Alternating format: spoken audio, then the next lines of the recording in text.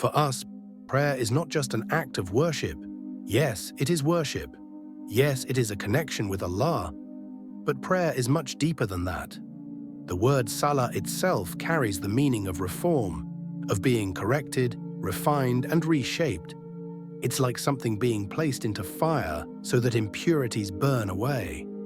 And that's exactly what prayer does. It burns away our distractions. It pulls us out of the small, noisy details of life and reconnects us to the bigger picture.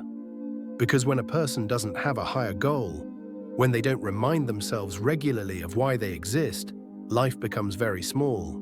Days pass doing tiny things, thinking about tiny things, worrying about tiny things.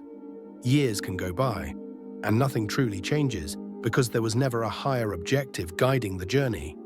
Prayer interrupts that. 5 times a day, it reminds us that we are part of something much greater. Think about how prayer begins. Allahu Akbar. Allah is greater. Greater than what? Greater than your work. Greater than your arguments. Greater than your phone. Greater than your plans.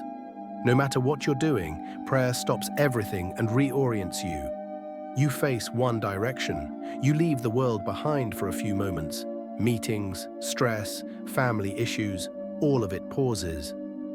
And for those moments, Allah truly becomes Akbar. Not just in words, but in action. Your body only moves the way Allah allows. Your tongue only says what Allah permits. Your eyes only look where Allah directs. You're not just saying Allah is greater, you're showing it. And that constant reorientation is meant to shape you. We live busy lives, work, family, studies, health, responsibilities, non-stop. And it's easy to lose sight of why we're doing any of it. Imagine people working in different roles, day after day, getting tired, burned out, wondering, what's the point?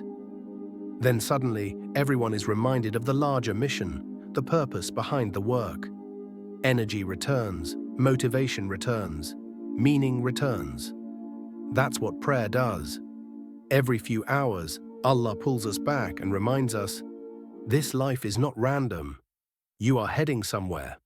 There is a meeting ahead. Prayer forces us to think long-term. It reconnects us to Yawm ad-Din, the day of judgment.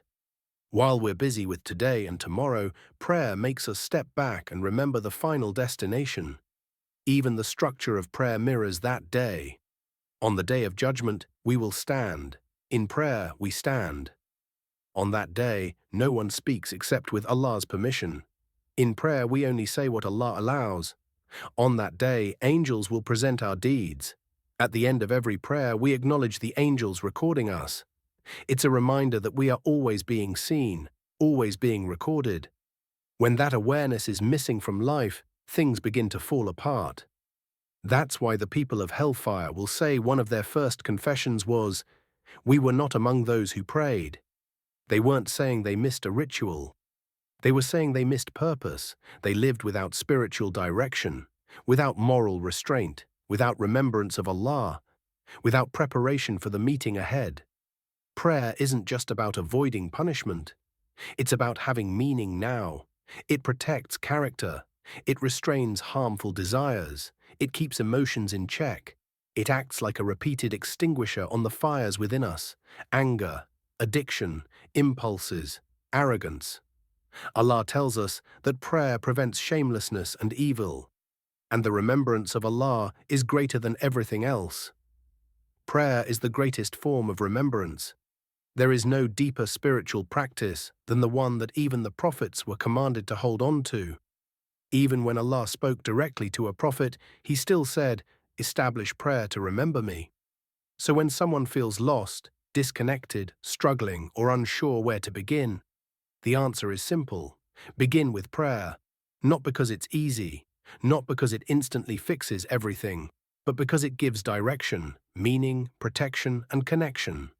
Those who abandoned it lost their compass, and those who hold on to it, even imperfectly, are still holding onto the rope that leads back to Allah. And if you like that video, subscribe to my channel for more videos like this and share with your beloved ones.